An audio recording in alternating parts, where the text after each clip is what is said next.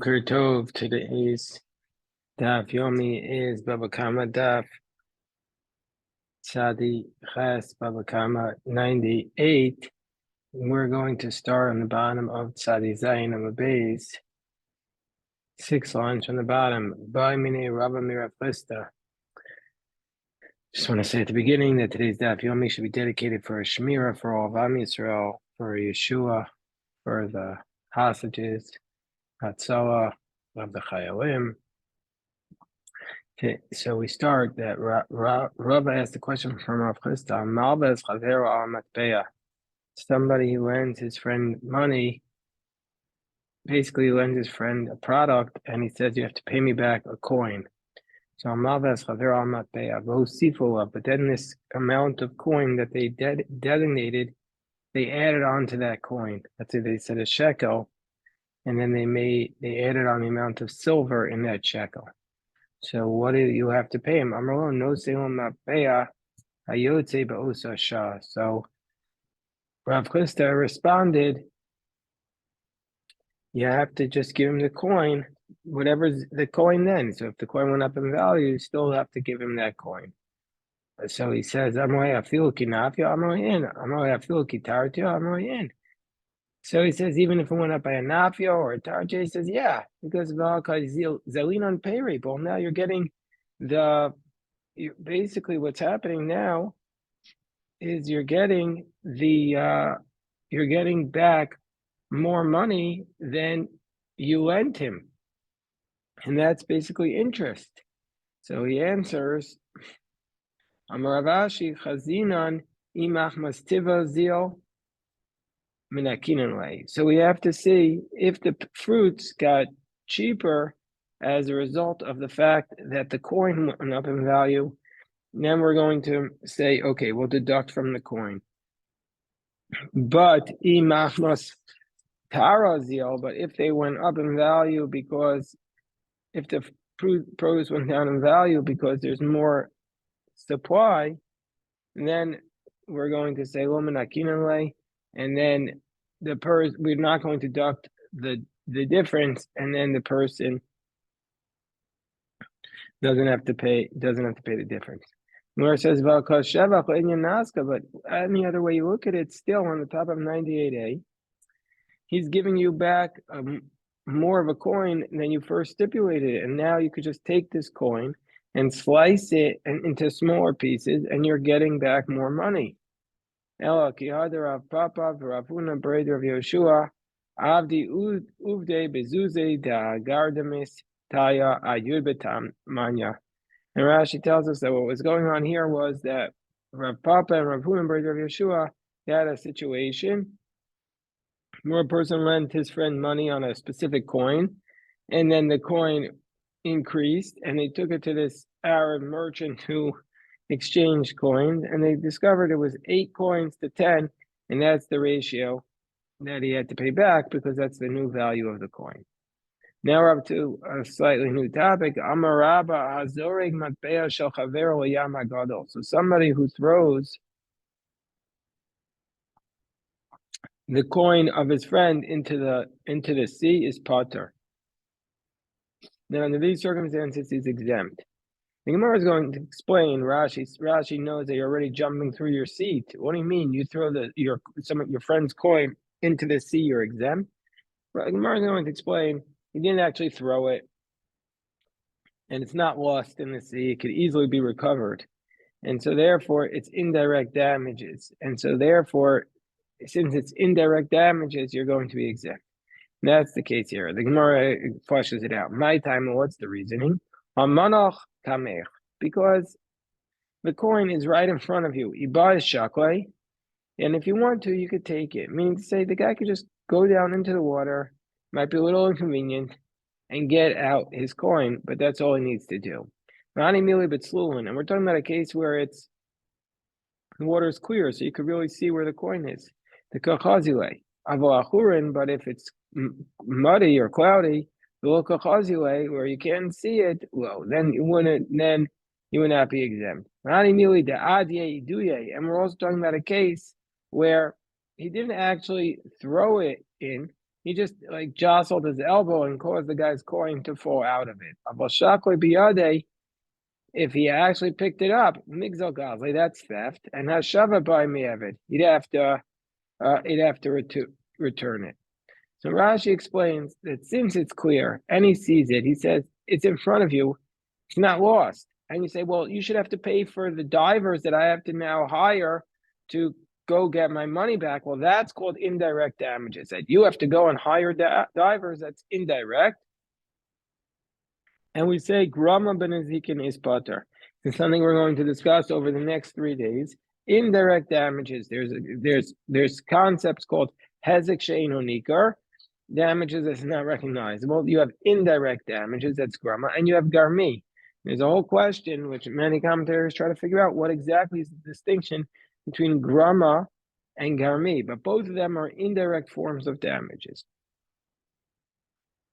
So Mosif Rava. So Rava challenges this idea that Rava taught that grama menezikin is pater.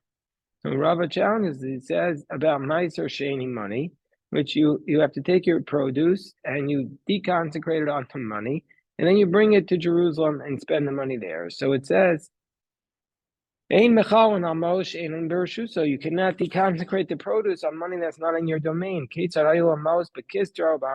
you had money in these faraway places that it's hard to get to. Or if your wallet fell into the Yamagadol, ein mechalon, you're not allowed to deconsecrate the money onto it. So we see from here that if it falls into the Yamagadol, it's considered like it was lost. And so therefore, why do we say in the previous case that it's considered like it's in your possession still? We see from here it's considered like it's lost. So he answers, Amar Rava, Shani Lenya Meiser. No, with respect to Meiser Shani, it's not enough that it's still technically in your possession. We need a higher threshold. The Ba'ina Matzoi Biyadcha. It needs to be really available in your hands. The Rahman Amar V'tzarta Kesef Biyadcha. You need to be able to hold it in your hands. In this case, since it's not really readily accessible, we're not going to say it's like in your domain, and you cannot transfer the Meiser Sheni money onto the Meiser Sheni product onto it. Another case, Amaraba Hashaf Matpea Shel Chavero. So this is talking about a case where you have a coin and it has an image on it, and you're able to knock away the image with a hammer. And therefore the coin is not going to be able to use it to the same extent it was used before. So we'll still say you're pater, you're exempt. My time, why does Rabbah say this? Because technically speaking, you didn't take away any of the coin. You just changed the image. So therefore you're going to be exempt. That's where you hit it with a hammer and you knocked away the image. And if you filed it down, then you've diminished the silver in it, and then you'd have to pay for the full loss of the person. Mosif Rava challenges this. That in the case where you strike the eye of a slave or blind him, or you knock out the ear and you make him deaf. This is our portion this week, that the slave goes free. The slave goes free. Eva Kanani. Knock out the tooth in the eye or 24 limbs. But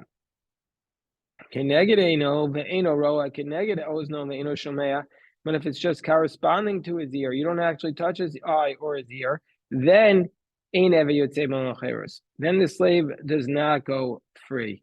So we see from here, even though he's not missing anything, he just caused him to go blind. Since he did an action on the body, it's not considered to be indirect action. And it's like he actually did damages. And so therefore he goes free. And so too in the case of the coin and the hammer, since it's lost its value, it should be considered like an action. And so therefore he should go free under these circumstances.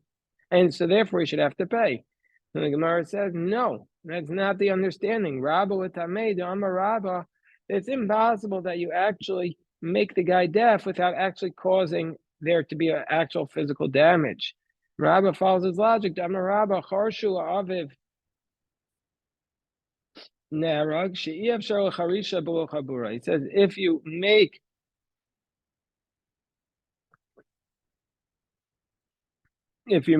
your father, Rahman al deaf, he will be killed, because it's impossible for there to be a charisha, for there to be a causing of death without a chapura, without an actual wound. The tipasa the dama nafos une, because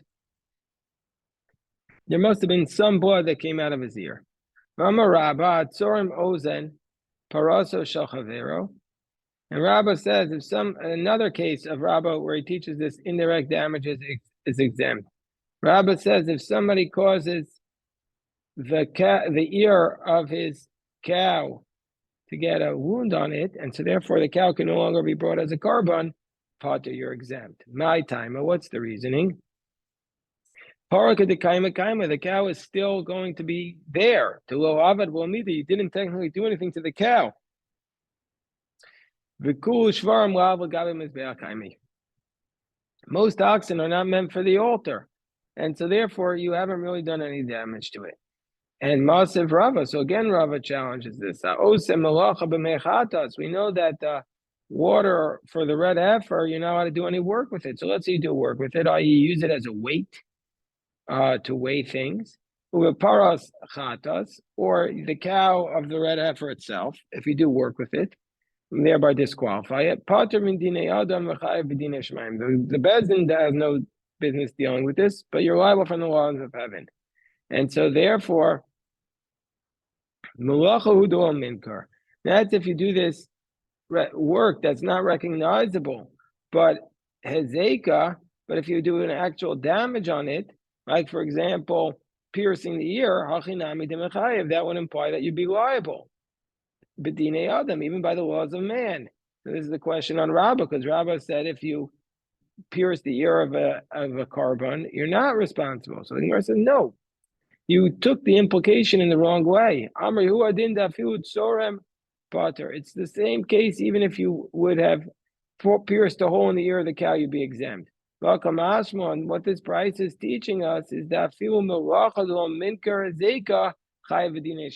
means that even if you did this damage, it's not even recognizable, i.e., you used it for work, you're going to be liable by the laws of heaven. That's the chiddush. Not that you would be liable with the laws of man if you pierce the ear, but just the opposite, that even if it's a damage that's not recognizable, you'll be liable by the laws of heaven.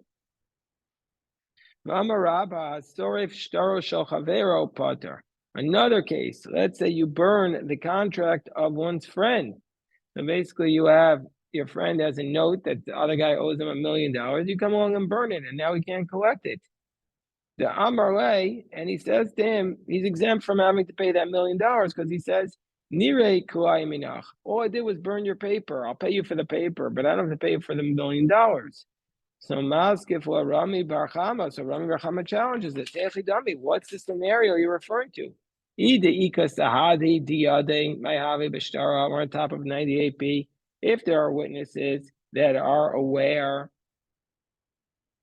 what was contained in the contract, let the witnesses write a new contract. Meaning, say, if there are witnesses who saw the incident, or possibly it means if there are witnesses who were the witnesses to the contract, let them write a new contract. But if there are no witnesses, anan minoya dinan. How do we even know what was in it? That Rava would have to say you're pater, you're exempt. So Amar Rava tai b'mamino. No, you're talking about a case where he believes him, meaning to say the owner of the contract believes the guy who burnt it, and he says that this is what was written in it, and nevertheless he's still going to be exempt.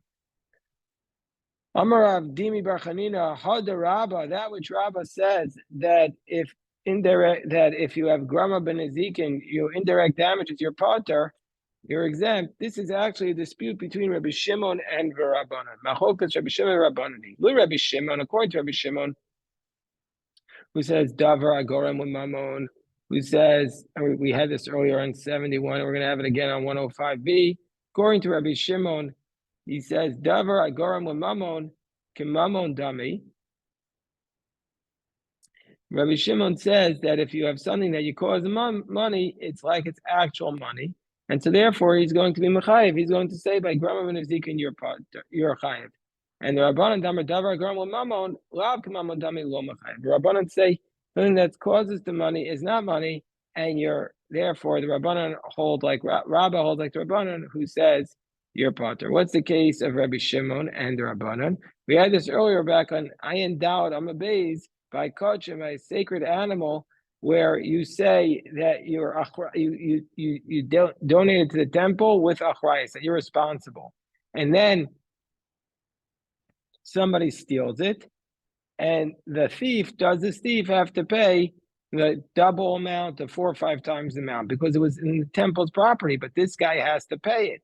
So Chachamim say that you're exempt there, but Rabbi Shimon says you're responsible because now this person has to replace it, so it's called me Beisaish. So anyway, Rabbi Shimon says Davar Agar Mammon is like Mammon, and therefore you're Chayiv, and the Rabbanan, and that's like Rabbi Shimon, whereas the Rabbanan say Davar Agar Mammon is not like Mammon, and that's like Rabba, who says Davar Agar Mammon is Lav Kamma Dami. So you're exempt. So Maskefar Afuna Berei Rabbi Shua, not necessarily. Aimer de Shamas Leu Rabbi Shimon Davar Agar Mammon Kamma Dami. Maybe Rabbi Shimon only says that something that causes you to lose money is like money. That's only by something that at the outset was actual money, but now is not actual money. It's just causing you money. Kiderabba, like Rabba taught. The Amar Rabba gazel chametz lefnei Pesach. Let's say you steal chametz prior to Pesach. Uba acharu serafu b'moed, and somebody else comes along and burns your chametz on Chol Moed, and meaning to say, or on Yontif, or after 6 hours a day. So now you can't. So Rabba says that if we'll be on Pesach, you'll be potter. Shakol mitzuvim alav, because on Pesach everybody's responsible to burn it, and so therefore you're not going to make him pay the money. But after Pesach, if he burns it, that's the machokas between Rabbi Shimon and the Rabbanan. Rabbi Shimon, who says Davar Garma Mammon, is Kamamon Dami. So now this guy can't return the chametz to the person he stole it from, so he cost him money. So Rabbi Shimon Davar Garma Mammon Kamamon Dami, he's chayiv. So now since the guy can't return it, the person who burnt it is responsible. But Rabbanan Davar Garma Mammon Lav Kamamon Dami, according to the Rabbanan, is something that causes you to lose money. It's not the same thing as money. Then he's going to say he's potter. So here we're saying, in a case, so if we're going to say that Rabbi Shimon's position is by something that was actual money, like chametz shavua Pesach in the hands of the robber, that before Pesach was actual money, and also now, even though it's prohibited to have benefit, it's even though now it's not money, it was originally money. But b'davar she'eni garal moment, but something that at the outset was not actually money, like this contract, this IOU. Mi amrina, would Rabbi Shimon say it? And the Gemara, rather than answering into that question in more depth, says a different statement. Amar Amemar man dedan dina de garmei. So now we had already the case of something davar agoram mamon, but now we have something very similar, which is it's the statement of dina de garmei, which we're going to have more about, God willing, on Daf Kof. Somebody who judges the case of garmei.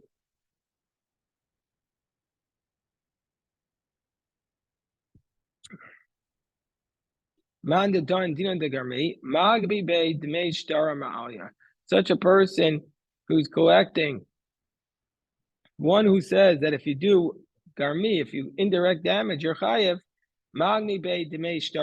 Such a person, he'll collect the full value of what was contained in the note that was burnt, i.e., the $1 million. But somebody who doesn't judge the case of garmi, then all he gets is Dmei Nayara Ba'amah. He just gets the amount of the paper that was burnt. Have uvda v'kafye rafram Ravashi v'avli be'kishuro etzama. There was an incident, and Rafram forced Rav Ashi, and he collected from him like the best beam, meaning say he made him pay for it. What's going on here? Rashi says we're talking about a case where Rav Ashi, when he was a young child, burnt somebody else's note, and Rafram forced him to pay for the note that he burnt for the loss when he got older. So we see not only does he say Dina de Garmi, but he also has the idea that if it says the Or Zarua, that if a child does something Even though he's exempt while he's a child, when he becomes an adult, he has to pay for it. Others say that's not what's going on here, that Rav Ashi was the Dayan, and he forced Rav Ashi as the Dayan to change his ruling. But anyway, this is a very controversial position. If a child does something wrong, do you make the child pay damages when they get older? So, we see here, Hillel and Rose, they teach children, so you could tell them this topic. If a child does something, they don't have to pay for it, but what about when they get older? Do they have to pay for it? Chametz v'avar alav ha'pasach, omer lo aresha chalafanecha. If somebody steals chametz and then it's Pesach, so chametz is not allowed to benefit from it anymore, you could just give back the chametz. So Mantana Omrim B'Yisurei Ana, who's the one who says even though it's prohibited to have benefit, you could say Arei Shachal Fanecha. You could say here it is, I'm giving it back to you. Amar Rav Chisda, this is the position of Rabbi Yaakov. This is the position of Rabbi Yaakov. The Tanya we learned. Sure, Shehimis Acho Nigmardino. Let's say an ox that kills somebody. Until we bring the ox to court and sentence it to death, machar machar, you could sell it. Tikdisho mukdash, you could consecrate it. Shechato, if you slaughter pesaro mutar, its flesh is permitted. Zero, once you brought it, if you were a watchman, zero shomer abalav, if the watchman returns it to its owner, muchsar, it's going to be returned. But mishenig mardina, but once the court case was adjudicated, and so now you can't have any benefit from it. Machar, if you sold it, or a tisho, or if you consecrated it, macharo. Hold on. Mishenig mardino macharo eno machar. It's no longer sold. Tisho, if you consecrated, eno mukdash. It's not consecrated. Shechato besaro. Also, if you slaughtered it, mean it's prohibited. If the watchman wants to return it, eno muchsar. You can't return anymore. So, but Rabbi Yaakov says, even once the case was adjudicated, you could return the watchman to its owner, and it's muhsar. So, Rabbi Yaakov must be like this position of our Mishnah. Rabbi Yaakov could say that even though it's prohibited to have benefit, you could say, even though it's a Surayana, you could say, here it is before you. I'm giving it back to you. So isn't that the dispute that Rabbi Yaakov is consistent with her Mishnah and not the Rabbanan? So Amarle Rava says, no. Everybody says that when it comes to an Isur Hana, you can't have benefit, you could just return it. The Imkain, Niflagu b'chametz b'Pesach, because if they wouldn't agree with that, then they would have argued about the case of chametz b'Pesach. So if that's the case, why are they arguing here between Rabbi Yaakov and the Rabbanan? So it says, This is this week's parasha. Hillel has a big Shabbaton with a big Daf Yomi club, and you say this is a Dvar Torah from our parsha, that even the ox. The question is, we know that a regular person who's brought to a court case, he can't be adjudicated unless he's there. Well, what about the ox? Does the ox need to be present for the court case? So that's what we're talking about here. That Rabbanan who say that you can't, that once the court case was adjudicated, you can't sell it or consecrate it. They're of the position in Gomrandino shall shor shall b'fanav. They say you can't rule on the ox if he's not there. This is we had this case earlier because the guy could say, if I had been there, so he's talking about the shomer. He says, you returned it to its owner. He said, if I would have been there, I would have told the ox to run away to the swamp, and then they wouldn't have been able to rule on the case.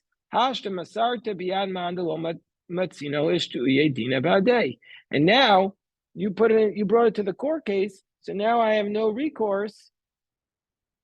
I have to sit there and take the ruling. Rabbi Yaakov says no. You could still adjudicate the case even though the ox is not there. So the Amrulay, because he could say to him, "My avdilay sof have a gamrulay dinay still obafanam." Because he says, "What do I care if you could have made it run away?" In the end, they would have given this ruling even without the ox there. And so therefore, this person didn't actually do anything, do any damage. So now you have a case. Ashkei Rav Chisda Rabba Bar Shmuel Amalei Tanis Midi Bi Surya. Now I said, teach us something about this ruling about if something becomes prohibited to have benefit. Amalei, he said, I'll teach you something. Tanina Vehesheves Exela. It says you should return the stolen object. Matam Omar Sher Gazal. What does it mean that he stole? It means Yachzir Ke'ein Shegazal. Return something that's similar to what you were stolen. Mikan Amr. From here we say Gazal Matpeah. Let's say you steal a coin, Vinifso, and the coin became canceled. Or Peiros Verkivu. Produce became rotted. Yain Vehichmetz. Wine became vinegar. Truma Vinit Mace. Truma and it became Tameh. Chametz v'avar Pesach, or chametz on Pesach, or behema v'nevda ba'aver, an animal that became, it was involved in a sexual act, is prohibited. V'shorat shalaning mardino. In all these cases, omer lo aresha chalafanecha. And even an ox, before the case was adjudicated, you could just return all these cases. So we see from here, even though it's prohibited to have benefit, man shamas le'damar achal nig martino im, mishaning martino lo. Who's the one who says that the ox can only be returned before the case was adjudicated, but once the case was adjudicated, you can't return it? That is the Rabbanan, the Kotani, and yet we see from here that the Rabbanan of the position, and yet we see that by chametz they say you can return it. So we see that the case of the ox is different, that it's not a claim of Isurei no, it's a claim of why did you give it over to the court to rule. And so we see from here that everybody's of the position that by Isurei no, by something that's prohibited to have benefit, you could just return it as it is. So that's what Rav Bar Shmuel said to Rav Chisda. So Rav Chisda said, if you find my students, don't tell them this, because I interpreted the Gemara the other way.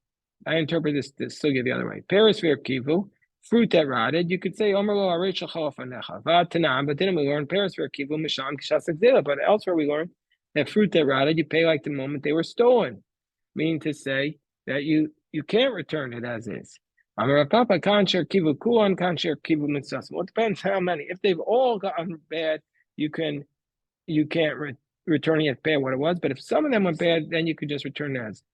Just do the next Mishnah. Nasnan umnin hatakin. Let's say you gave your utensils to a craftsman to fix vikilkulo, or maybe you gave wood to the craftsman to turn into a utensil, and the craftsman ruined it. So he's considered a thief, and chayavim l'shalim. He has to pay to the owner the value of all the wood. So to nasan l'charesh shida. If you gave to the woodworker a wagon, or a teva, or a table, a migdal, or a closet, l'takin, v'kilko, and he ruined it, chayav l'shalim. He has to pay for the value of the utensil. Tell a builder who took upon himself to break a wall, the shiber avanim, and he broke the stones, or he damaged them. Then he has to pay. Let's say you ruined it on one end and it fell from the other end, Potter is exempt. But if it's as a result of the wound, then we're going to say if it was a result of the strike, we're going to say he's chayev. Okay, we're going to have to stop here, but I just want to say one thing. Tomorrow's daf is going to be at